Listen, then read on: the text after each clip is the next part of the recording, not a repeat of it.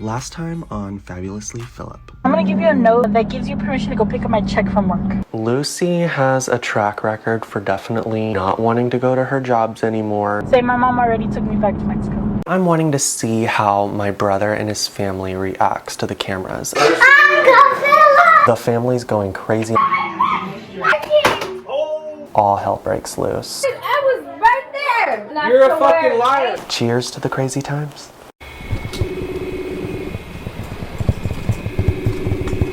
Yeah, I'm packing because I'm going to New York, remember, tomorrow? Oh, that's right. Yeah. So I'm really excited to be returning back to New York. Been a year since I last went. I went for my 21st birthday. It was such a good time, so I'm really happy to be going back. What did you do today? I slept and woke up, slept and woke up. That sounds like an amazing day. I'm pretty much finished, but I think I'm gonna go to the store and get like a snack or something. What time is your plane leaving? 6:30 a.m. Dad was taking me. I was gonna see if you could, like, just so I could see you before, but like it's also dangerous on the roads right now, so. Yeah, my mom called me this morning. She was like, I don't want you driving anywhere. No, yeah, because you know me, usually I pack until it's my flight.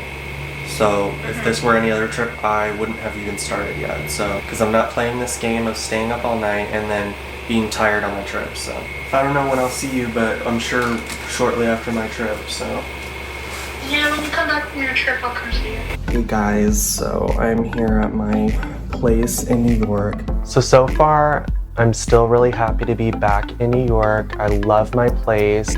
And so far it's just been like great, but I've had a couple awkward moments, like almost getting ran over and then like a driver yelling at me, so I said fuck you. I've had a couple interesting experiences so far, but New York is a crazy place, so that isn't unexpected. Then I also walked into the Ted Baker store. I have a bag from them that I absolutely love, so you know, and then they were just staring at me quietly, so it was really weird, but now I'm at my place and it's good. Okay guys, the Austin weather is crazy. So something is going on back in Austin, Texas. Pipes exploded at a central Austin apartment complex. Many of those apartments soaked. People say they're piling on blankets as temperatures inside their homes dip close to freezing. All flights in and out of Austin Bergstrom International Airport are also canceled. When I had originally flown out, the weather was crazy to begin with, and it was a fear that outbound flights would get canceled because it was just very cold, the roads were dangerous, very icy. Little did I know that it would get much worse once I left. Everyone's without power.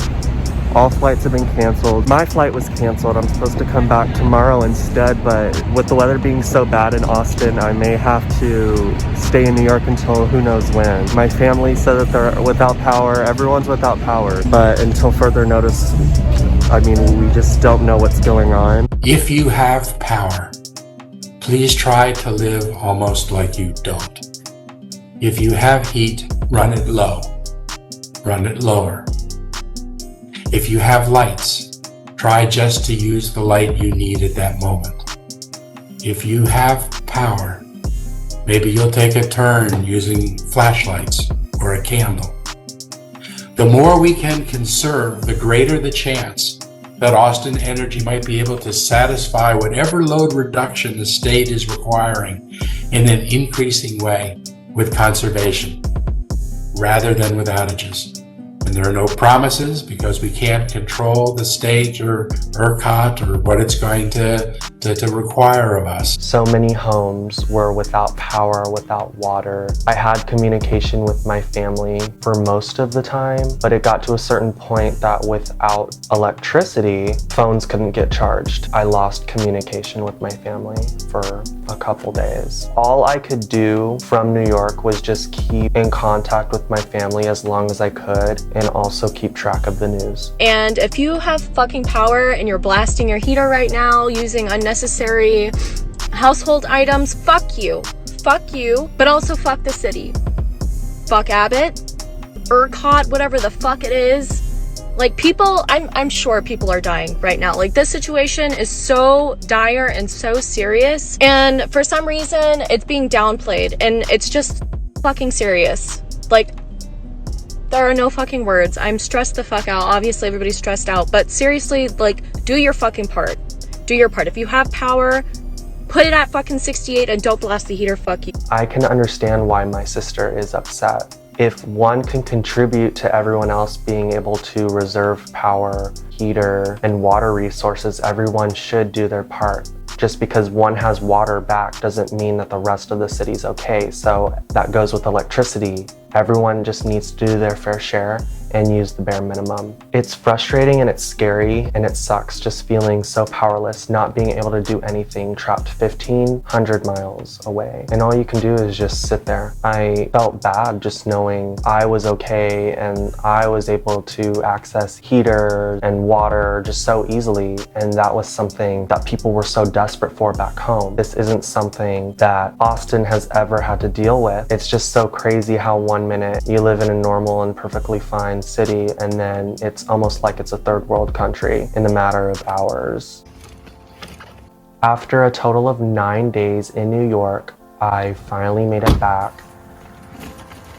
Thankfully, after a few days, everything got restored and everyone was okay. Thankfully, with the help of my neighbors and everyone just contributing together, my dad was okay. Everyone in my family was okay. I didn't know anyone who was seriously hurt by this incident. Everyone just working together is what helped everyone be okay. It just amazed me to see how helpful and resourceful everyone was in this time of need. Everyone came together and they helped, and it restored my faith in humanity for sure. So the door's locked and I don't have my key on me.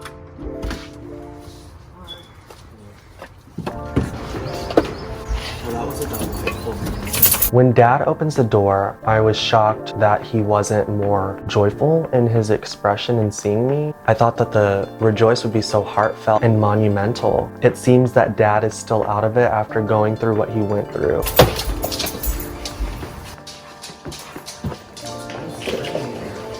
I hope my stuff still works. West from I don't know what I'm coming home to if anything of mine had gotten damaged from the severe temperature.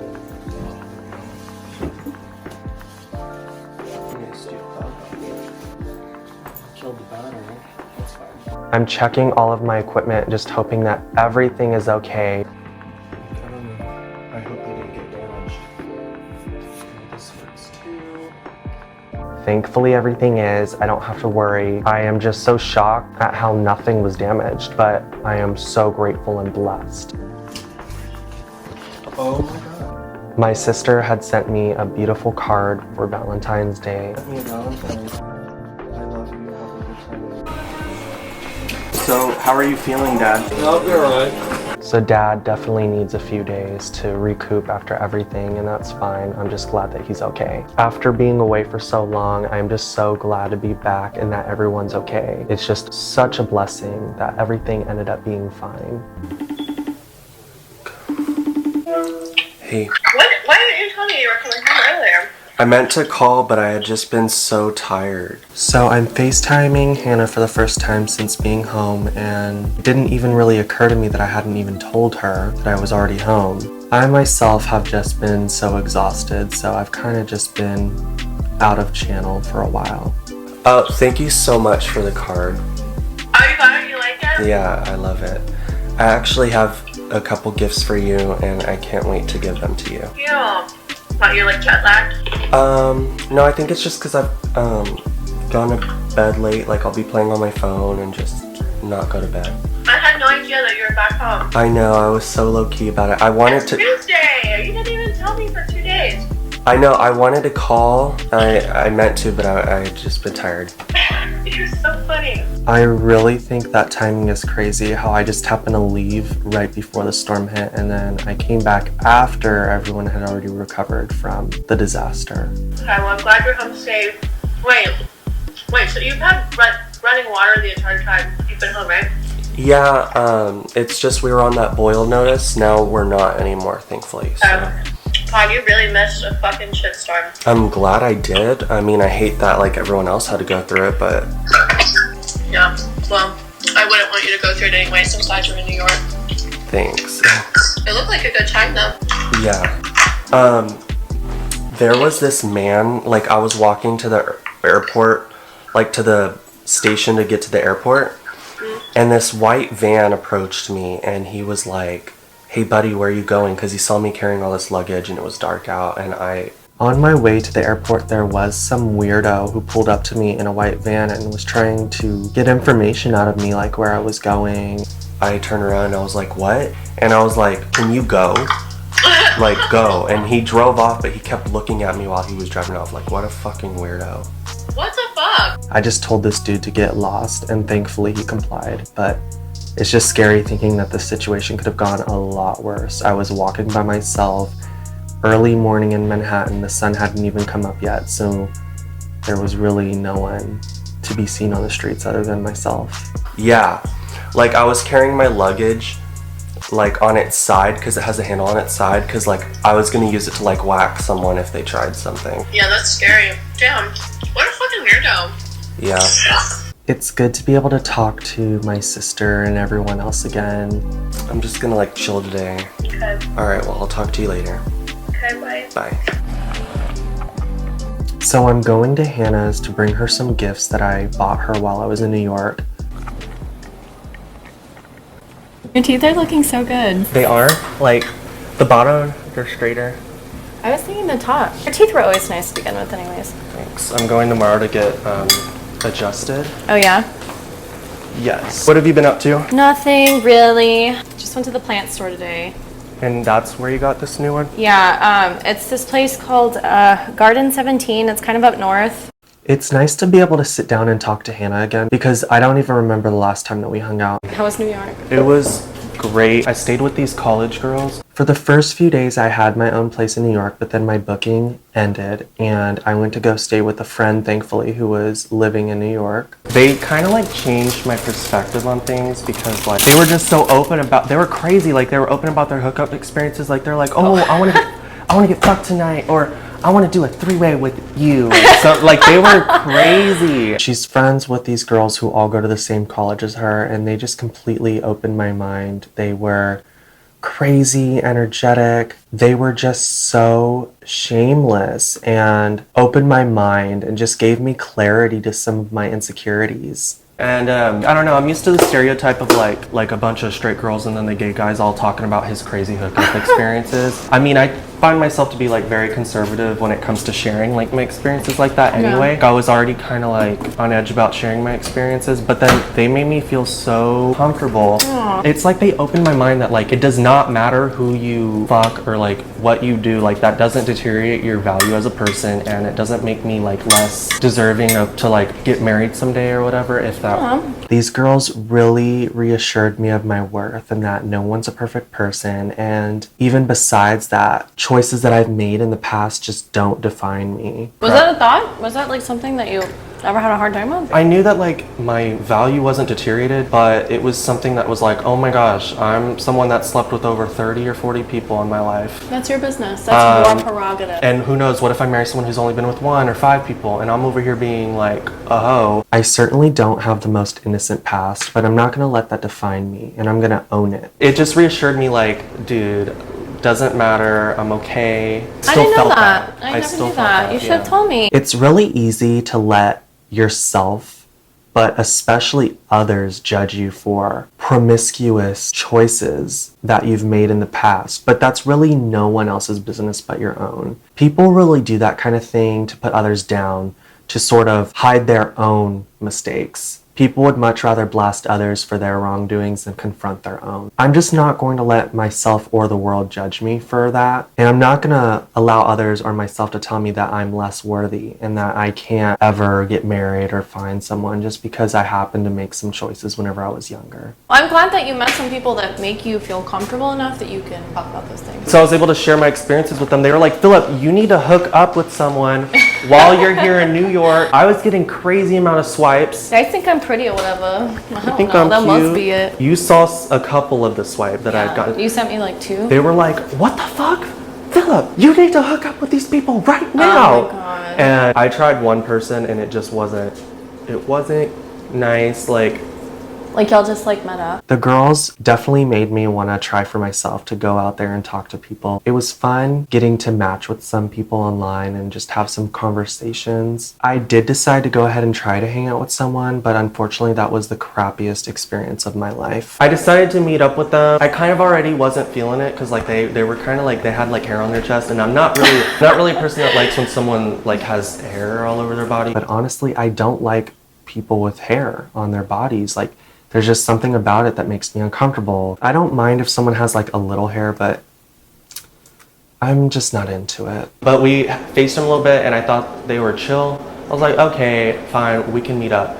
But then like, I told him I wasn't into kissing and then he still kissed me. Like was trying to kiss me. And then when he saw that like I wasn't into it, he's like, oh, you really don't like kissing, do you? And I was like, That's why I fucking no, said it to I begin with. literally told you that I don't like kissing. It's really frustrating when you lay your boundaries down with someone and they think that they have some superpower and try to test those boundaries. Like, I let you know what my boundaries were. I don't need them disrespected. When you've just met someone and they're trying to kiss you, for me, I hate it. Ew, he sounds Just like a sleazeball. A freaking liar. Yeah, And that's fucking, ugh, I hate that. yeah, but he had like an Hermes belt and I was like, oh, you have an Hermes belt? And he was like, yeah. And then after, he was like, do you think this is real? And I'm like, I don't know. I can't authenticate an Hermes thing. Like, I'm not an Hermes person. He's just like a liar, like in the most subtle ways. Like, I can't trust him. Like, That's not even subtle at all. Like, ugh. he was even talking about like, I burnt my dick because I was smoking with a friend and I dropped it on. I was like,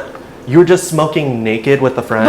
Like, and then he said, okay, yeah, we were hooking up. I'm like, you just make it sound so like casual or something. Like, I already know, like, I can't fucking trust you. And I left. I regret meeting this freak. I know that I'm definitely not the first person that this person has tried their games on, but it's not working with me and I just decided to leave. I got a lift back to the place. Like, he had generously like bought a lift for me to come there in the first place. So I don't know if he thought he had that power over me, but I was like, dude, I can afford my own fucking ride. How much was it to get back? Probably like 20 or 30, I don't know. I'm never gonna let someone make me feel like they have power over me, or like just because they did something nice for me means that I owe them anything. I have my own money. I have my own power. I can buy my own lift. That's the least I can do.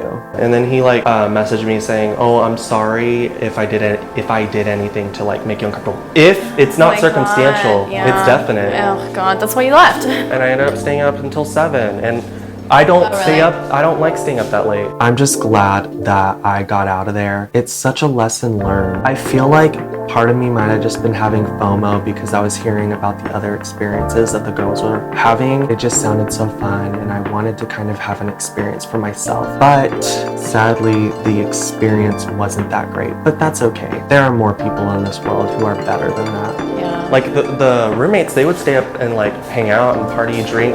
But like, you know, I don't do that, so. But they were very understanding, they were chill. They were just so accepting of me not drinking. They didn't put any pressure. Oh, that's good. Like, yeah, they were a little confused. They're like, have you ever drank? And I'm like, oh yeah, of course, but like, I just choose not to. And they appreciated that because they're like, well, you don't make us feel any type of way because you don't drink. And I'm like, good, and y'all don't make me feel any type of way. They were so respectful. They didn't even bring up my orientation ever. They treated me like a normal person. And these are girls my age. They go to UT. Like, they were just so normal. Like, yeah, like they have a good time, but they made me feel like a normal freaking person. I love how the girls respected my boundaries. They respected that I don't drink. I love that they also just made me feel like a normal person. These girls opened my mind. It's like they kind of changed my life in a way. I'm usually hesitant to meeting new people. It's just so awesome that when I do meet some new people that they give me such a new perspective and they make me feel so happy that I met them. I'm surprised you haven't had anybody that's made you feel that way before. That sucks. Like, I don't know. You need to take your ass to New York and stay there.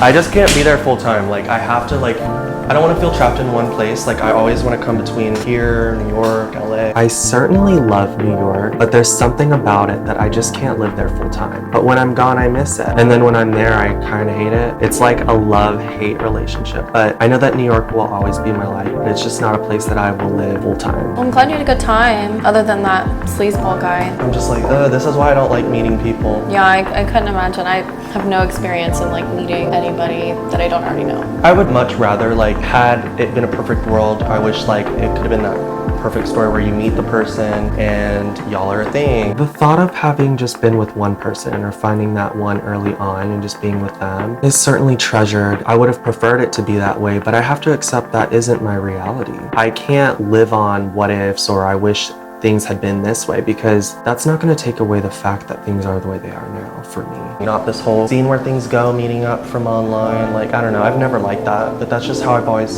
connected. And I think that's why I had resorted to using apps like that, because that was like the only way I knew. It is a goal of mine to like meet the person in person.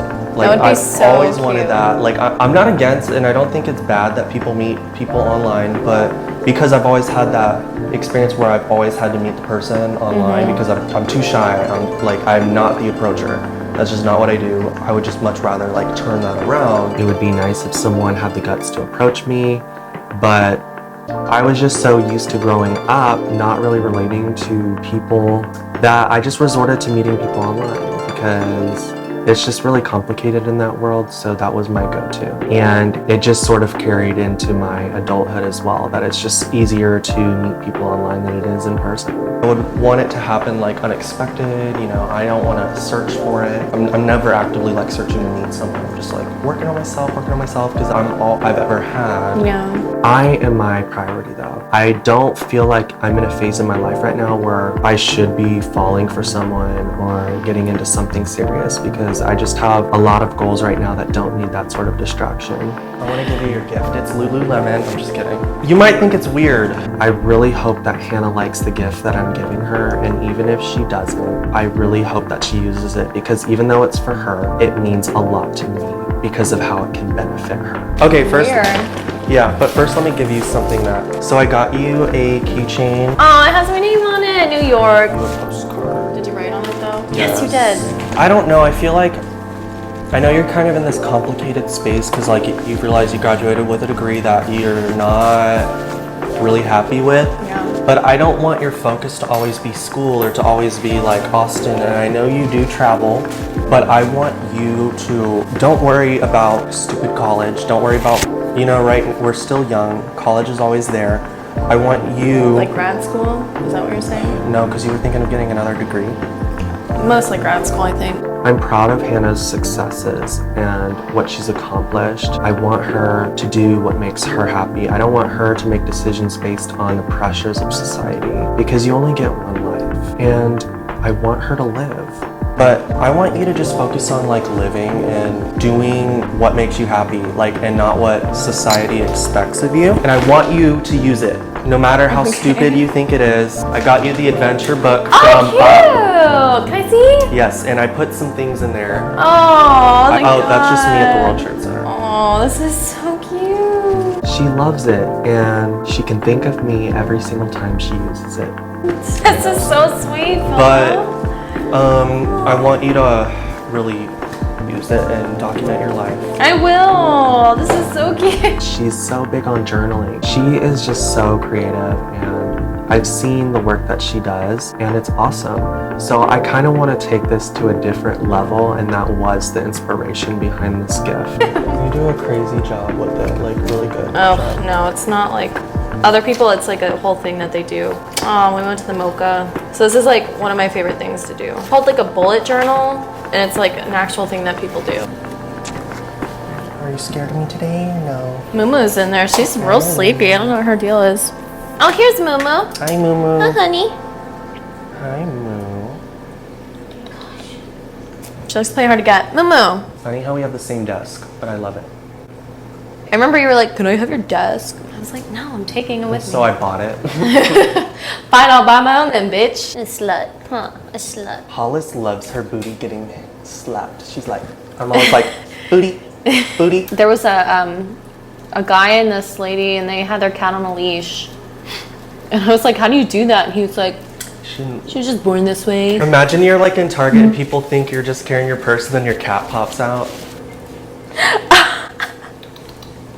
You're wild. And then during the winter storm, I wasn't sure if we found a store, if like the credit card machines would be working or not. So I like took this and was like desperate. Well, and that's like if it in was an a emergency. time, then I'm glad it was there. This for was you. all the change we had, and I was like, dang, like I'm worried that like that will be the only source of money we have for a little while. But it was fine.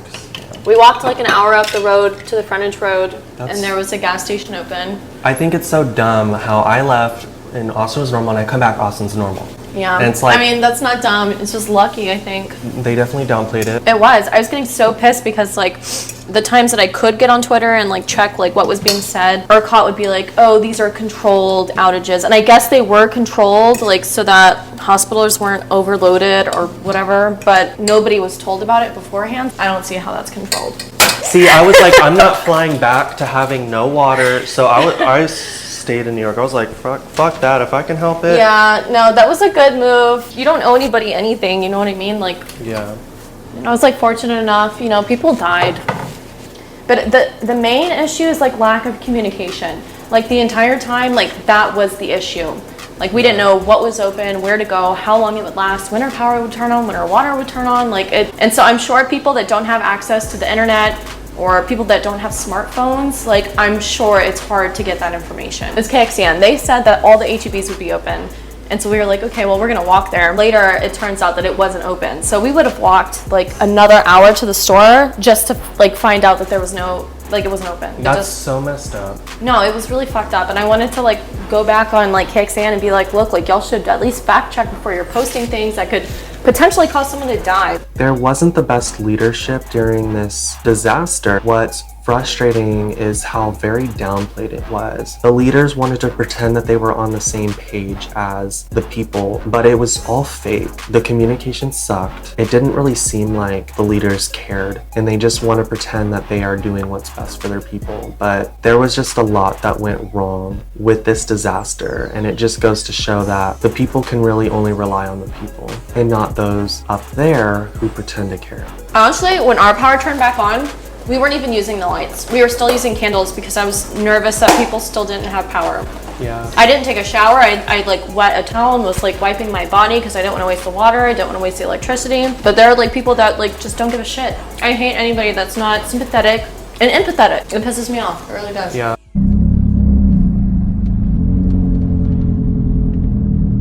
It's like 2 to 7 people. I don't know 7 people, so if you do. I'm glad that I get to see Sarah again after my trip as well. She's sharing her experiences about the disaster as well. I swear it feels like we were closed for 2 weeks. Literally with the whole thing, like my days got so mixed up and like I was just so disoriented from it. It saddens me how traumatizing this was for her. It just shows that it involved so many people. It wasn't just my immediate family or neighbors, it was everyone. Having not been here, it's just weird to come back and hear all these horror stories about what went on. We had power off for like 3.5 days. We had water the entire time, but towards the end we had the boil water ban, so we only had the boil. But we couldn't do that because we didn't have electricity. So it was like, okay then. And then we got our power back on, which was great. So like it kind of would have been fine if we had, because like we had food in the house, it's not that. It was the fact that it was all mostly food that you had to like warm up on the stove or warm up in the microwave. So it's like, we had food, yes, but there's no way for us to cook it. We had to throw everything away in our fridge and both of our freezers. I spent $300 on groceries because they had to throw everything out. I heard the stores were crazy. They were, well, pretty sure someone broke into the HEB by my house, or one of the stores by our house, because the alarm was going off. And they also said that they were opening at 12, and they had a huge long line, a whole bunch of cars and everything.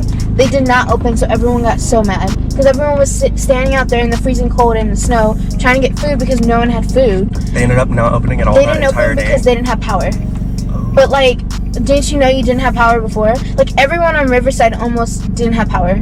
And then I got power because I went to our store, and I didn't want my parents to risk going to the store in this or driving in that weather when I didn't know if there was power or not, and there was like no way for me to check. And then the owner was telling me like, I can see through the camera, so I'm pretty sure the store has power. And I was like, are you freaking kidding me right now? So we drove there. Luckily, when we drove, the roads were still pretty icy and stuff, but people had already been driving, so it was like easy to like kind of just go in their tracks. And so we literally stayed there for like, I don't know, 4 or 5 hours. We charged up everything. We sat in the heat.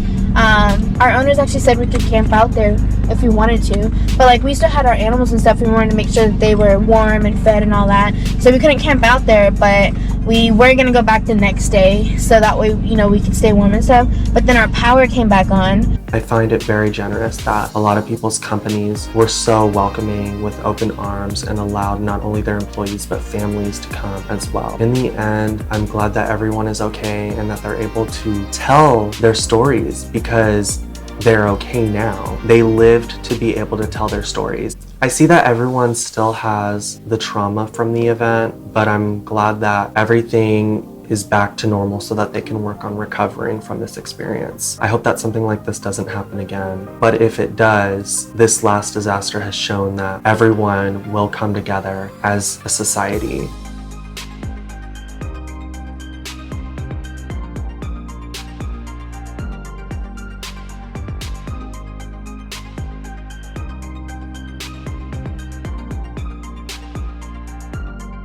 Next time on Fabulously Phillip. Oh my gosh, we made these pictures look so good, like we were in this movie set. I brought it up to her. I said, the reason why I came to you today is because there was an iffy friendship that I had as a teenager where this person was very affectionate with their words and like their demeanor. I knew that there were feelings and I knew I wasn't crazy. So they turned their back on me and they started calling me homophobic slurs. I'm really proud of you for going. It's almost like therapeutic, you know, right? Yeah. If I'm a successful person, then like how will I know that whoever is around after my success will be authentic?